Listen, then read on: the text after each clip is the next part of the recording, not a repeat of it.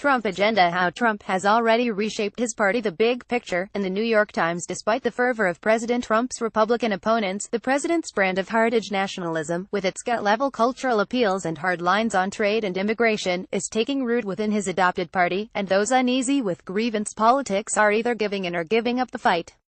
An NBC News exclusive: the Trump administration is paving the way for lethal strikes against terrorists in Niger as the U.S. military pushes forward with a plan to arm the Reaper drones that fly over that country, multiple U.S. officials told NBC News. Reuters. President Donald Trump said on Wednesday that Russia was having a negative impact on U.S. efforts to rid North Korea of nuclear weapons while China had been helpful. Politico writes that Steven Mnuchin is struggling to overcome suspicion on the Hill. The Wall Street Journal, with the latest on the tax fight: Republicans disagreed with the White House over tax treatment of 401k plans and sought to resolve differences over state and local taxes on the eve of a House vote that is crucial to their tax-cutting ambitions. The Washington Post. President Trump on Wednesday revived the controversy over his handling of a condolence call with an Army soldier's widow, disputing Maisha Johnson's claim that he did not seem to remember her husband's name and calling into question the memories of others who heard the conversation.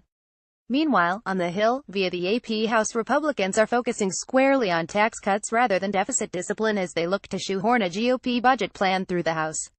Passage of the $4 trillion budget measure on Thursday would pave the way for Republicans controlling Washington to pass a 10-year, $1.5 trillion tax cut measure later this year. That's the highest priority of President Donald Trump and his allies on Capitol Hill. On the Russia dossier, Hillary Clinton and top officials of her presidential campaign were largely silent Wednesday in response to the revelation that the campaign and the Democratic National Committee had paid for research that resulted in a dossier alleging Russian interference on behalf of Donald Trump in the 2016 election, writes The Washington Post.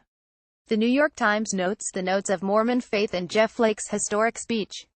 Off to the races: McConnell allies versus Bannon. The Washington Post. Allies of Senate Majority Leader Mitch McConnell declared open warfare on Wednesday against Stephen K. Bannon, the former White House chief strategist and leader of an insurrection aimed at defeating mainstream Republican candidates in next year's midterm elections. More than a year ahead of the 2018 congressional contests, a super PAC aligned with McConnell RKY revealed plans to attack Bannon personally as it works to protect GOP incumbents facing uphill primary fights.